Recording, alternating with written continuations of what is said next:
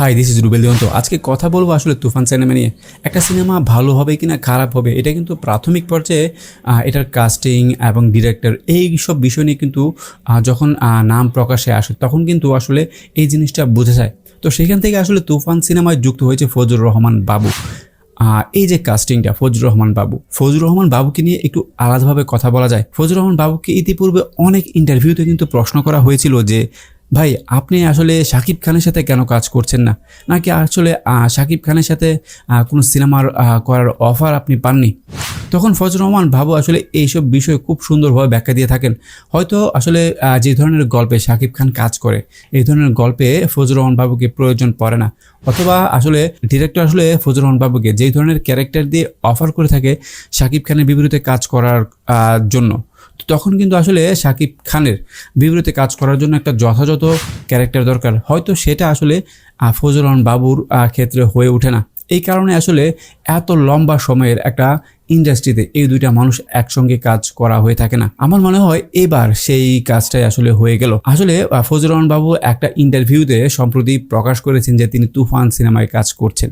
এই জিনিসটা আসলে যারা এখনো পর্যন্ত শুনেছে তারা খুবই পজিটিভভাবে নিচ্ছে।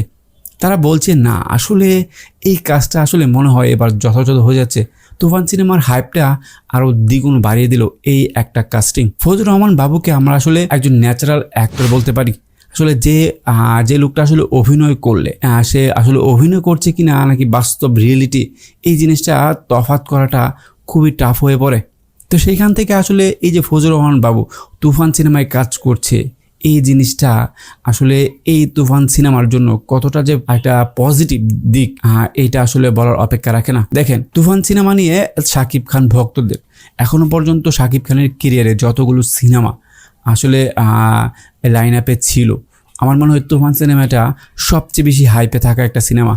দেখেন, তুফান সিনেমার যে কোনো নিউজ যখনই আসলে সোশ্যাল মিডিয়াতে আসে তখন কিন্তু অন্যান্য যে কোনো সিনেমাই থাকুক না কেন শাকিব খানের অন্যান্য সিনেমা সেগুলো কিন্তু পিছনে পড়ে যায় এই এক তুফান সিনেমার কাছে। তো সেখান থেকে এটাই বলবো আসলে ফজলুর রহমান বাবু এই সিনেমাতে কাস্ট হয়েছে, তার মানে আসলে সত্যি নতুন কিছু হতে যাচ্ছে এই তুফান সিনেমাটা নিয়ে আসলে আমি নিজে ব্যক্তিগতভাবে একটু আগ্রহটা বেশি। যেখানে রায়হান রাফির মতো একজন ডিরেক্টর আছে যে আসলে গল্পের প্রয়োজনে একজন অ্যাক্টরকে যে কোনো পর্যায়ে কাজ করাতে প্রস্তুত। তার গল্পের অনুযায়ী তার ক্যারেক্টার অনুযায়ী একজন শিল্পীকে যেই লেভেলে পরিশ্রম করানো দরকার অথবা গেট আপ নেওয়া দরকার প্রত্যেকটা সেই কখনো আসলে প্রডিউসারের প্রেশার আসলে নেয় না। সে তার গল্পের উপর এতটাই শক্তভাবে আসলে প্রতিষ্ঠিত হতে চায়। তো আপনাদের কেমন লাগলো তুফান সিনেমায় ফজলুর রহমান বাবুর এই কাস্টিংটা? অবশ্যই কমেন্টস করে জানাবেন। ধন্যবাদ সবাইকে ভিডিওটি দেখার জন্য।